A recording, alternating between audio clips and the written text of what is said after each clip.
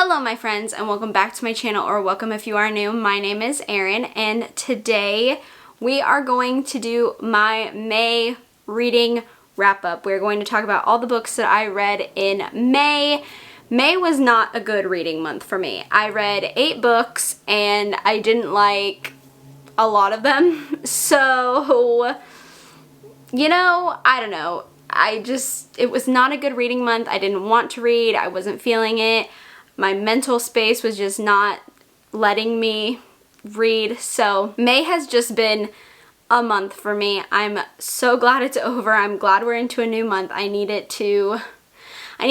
fresh start. I need to restart and just kind of get my groove back, get back into reading, have some fun, and yeah, hopefully things are better in June. I hope, fingers crossed. So, yeah, let's start from the bottom and work our way to the top because there's more books at the bottom than there are at the top this month. So I figure that's the smartest way to begin. The only book I DNF'd this month was The Only Good Indians by Stephen Graham Jones.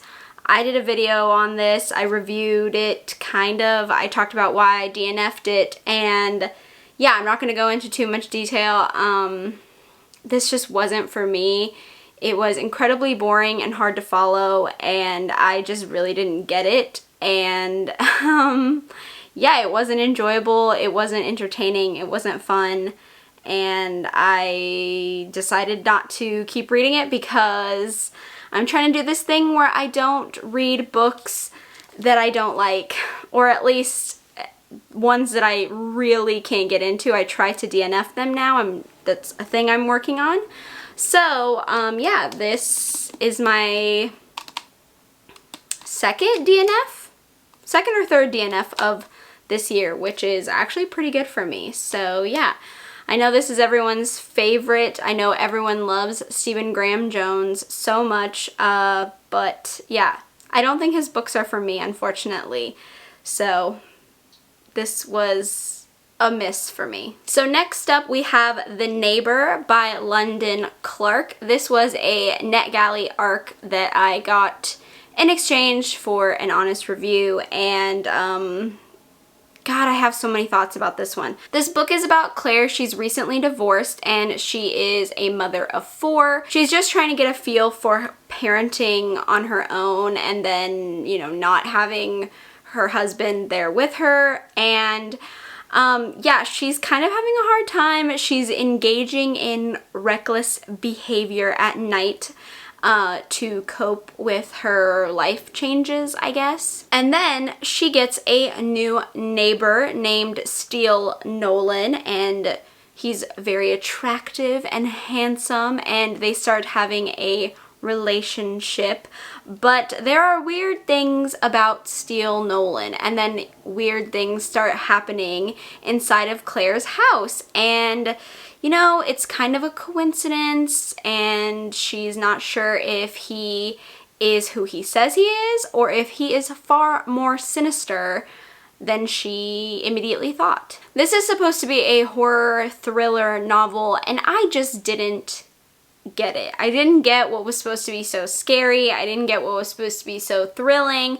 I only saw the scary part, or really started getting into the book, about 5 to 10 chapters from the end, which is very disappointing. But I didn't like Claire. I thought she was a really annoying main character, and I'm all for main characters making bad decisions. I think it's, you know, fine to have a bad main character. I don't have any issues with that. But it's hard for me to connect with someone like Claire because I just didn't see her as completely realistic, in my opinion. I thought she was just very weird, and I don't know, she just didn't mesh well with me. And so when she would do things, I was just like, you're really stupid. Why are you doing this? This makes no sense. You're being dumb on purpose. And yeah, I didn't like her. The ending of the story was actually pretty decent. I'm kind of sad that the rest of the book wasn't like the last 50 to 100 pages, because I think that would have been an actually decent story, but it just kind of lost me, and I didn't enjoy it. It was a little too long in my opinion. I think it could have been cut in half. It took way too long for things to do what they were supposed to be doing, and I didn't enjoy it. So I gave it 2.5 stars. The next 2.5 rating we have is Goblin by Josh Mailman.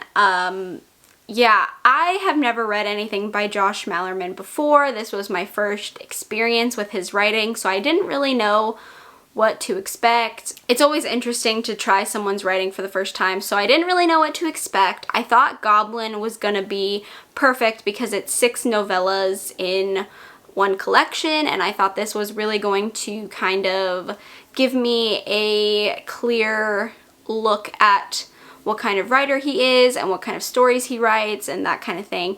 And all 6 novellas take place in the town of Goblin, but I think they're pretty different from each other, which is a good thing in my opinion. I think it's interesting to see a author show different styles and stuff like that, and I think this is a good, I think it worked in that aspect. The problem with story collections like this is not every single story is going to be a winner. I've come to the conclusion that you're either gonna like most of them, hate most of them, or they're just gonna be so sporadic in how you like them. So, yeah, unfortunately this one was more like I didn't like many of them. I only liked, I think, 1 or 2. Yeah, I don't know. It started off strong. The first story I really liked, and then it just kind of went downhill, and then there'd be a story that I thought was okay, and then it was just like, no. And then the last one I kind of liked, and that was it. So I was like, oh, I don't know how to feel. It was kind of a roller coaster for me, but yeah, the cover is beautiful. I absolutely love the cover so much, but I just didn't care for the stories. I thought they were average.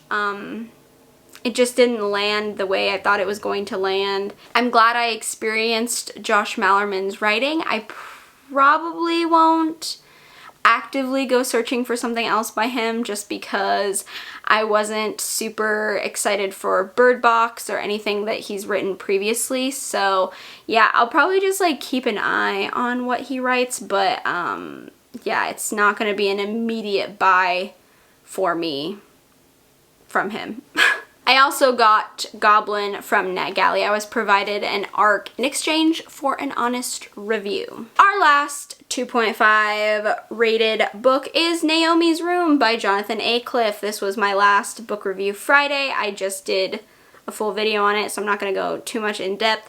This is supposed to be super scary. A lot of people think this is like the scariest book ever written.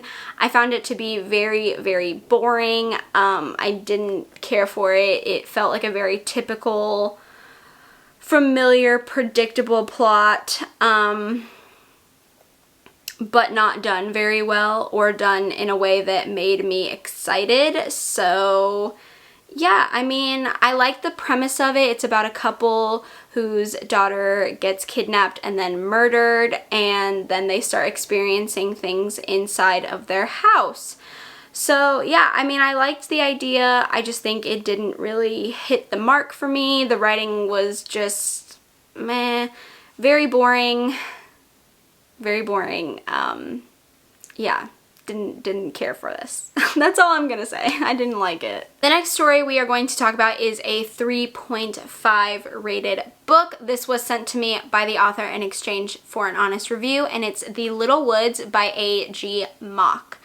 Now, this is a coming-of-age horror story set in the Pennsylvania woods. Alternating chapters tell the story of what happened in 1977 when a group of boys have something really, really horrific happen to them over the summer, and then in 1995, 18 years later, when 2 brothers start experiencing and being haunted by the events from 1977. This is very reminiscent of It by Stephen King. If you are a huge, huge It fan, I think you will probably absolutely love this story. I noticed several times that I was making connections from this book to it, and I think they're very similar to each other. Not too similar where you feel like it's, you know, too similar, but definitely the same vibe. You kind of get the same feelings you feel while reading that kind of story. So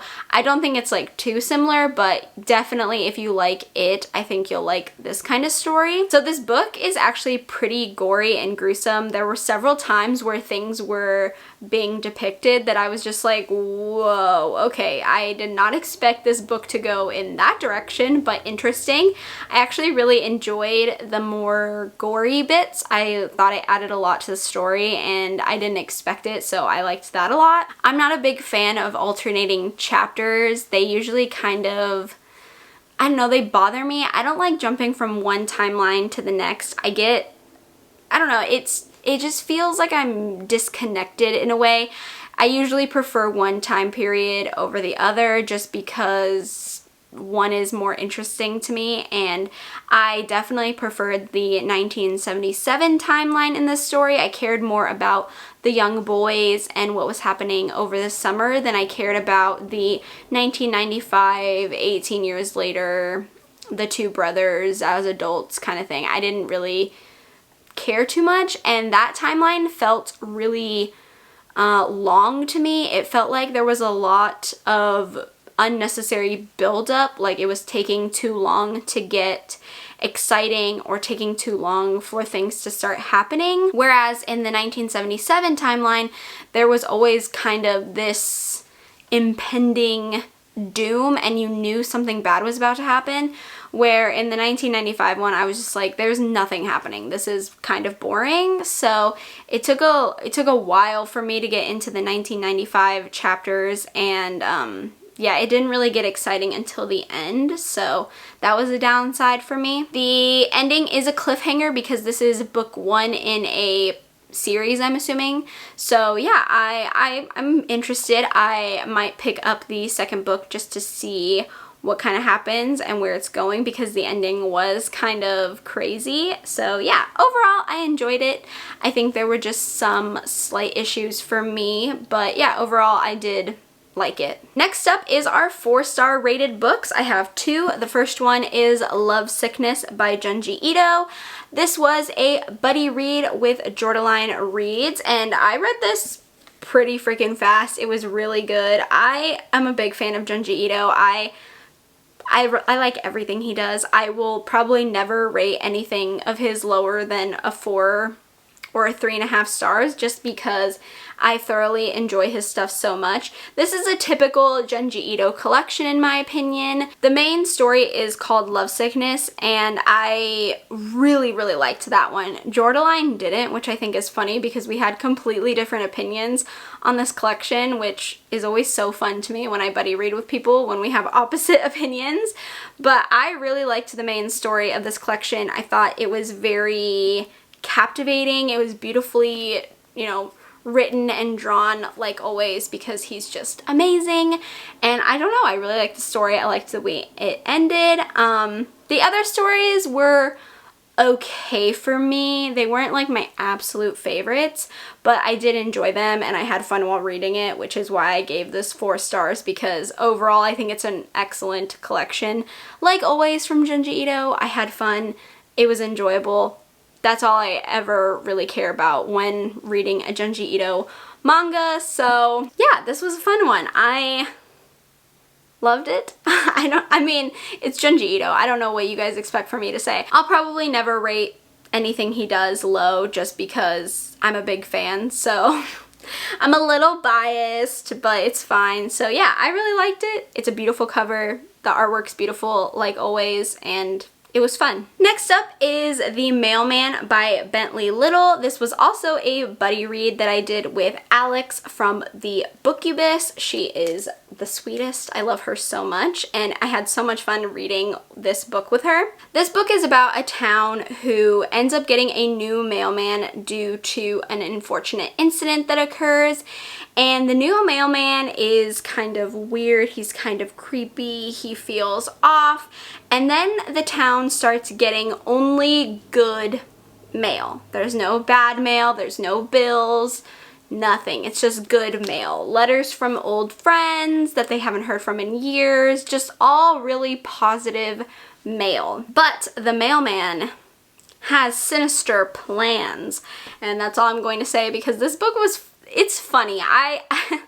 Bentley Little is the only person I feel like that can take such a tame concept as the mailman and make it evil and creepy and scary, and I just think that's so funny. I was just kind of giggling to myself in the beginning because I was like, how is a mailman supposed to be so scary? But I actually really liked this book. I thought it was very graphic. There were some gruesome bits. It was actually pretty spooky, which I was surprised by. The only downside I had to it was the ending. I feel like there wasn't an explanation to certain things that I was kind of annoyed by. I wanted just like a little bit of an explanation, like just like a little bit. I felt like I was kind of like, okay, but why? Like, why? And it didn't tell me that, so I was kind of annoyed. But overall, I did like it. It feels very typical from Bentley Little. I've read The Association by him, and it felt very the same. I feel like he has a specific formula that he follows, and yeah, it just felt like that as well. The characters are pretty typical. I mean, there's nothing like special about the characters, so I mean, it's not super character driven, but yeah, I liked it. I thought it was fun. It was a good read, and I was surprised by how much I actually liked it. Last but not least is my 5-star rated book, the only one I have this month, which is pretty sad, but it is No One Gets Out Alive by Adam Neville. This book, I swear to you, you need to read it. It is so creepy and scary and spooky and just terrifying. This is such a good book. Don't be intimidated by the size. I'm telling you right now, it does not feel like the length that it is. You won't even notice, I promise. It is so good. It's human monsters mixed with the supernatural, and I just really enjoyed it, and it was so good. This is definitely one of my all-time favorite books, for sure. Definitely one of the scariest books I've ever read, and I so recommend this book. It was so good. It was my first read of May, and I feel like nothing topped it. Nothing could beat it. Nothing even came close to nearing how amazing this book was. It's so good. I just love this one so much. I'm so happy that I got to read it. It's so good. Yeah. I love it. I love it. I love it. I love it. And yeah, guys, that's going to do it for my May reading wrap up. I feel like this was a very short one. I feel like this was a very meh month. Yeah, I didn't enjoy a lot of the books I read, which is very sad, but here's hoping that in June I'm gonna read good books. I hope you guys are gonna read good books in June. I will probably do a June TBR video. I mean, we know how my TBRs work, but I think I'm going to do one of those videos next week, so if you are interested in that, let me know. Let me know what you are looking forward to reading in June, and let me know what your favorite book of May was. I would like to know in the comments down below. And with that being said, my friends, this is the end of the video. I hope you guys enjoyed. If you did, please give me a thumbs up. It lets me know what kind of content you enjoy from me. That way I can keep providing you with that kind of content. Feel free to subscribe to my channel if you haven't already. We can become friends, talk about books, movies, makeup, horror, all kinds of things. I do a lot on this channel, so hopefully there's something for everyone. And with that being said, I hope you guys are having a wonderful day and have an even more wonderful weekend, and I will see you in my next video. Bye!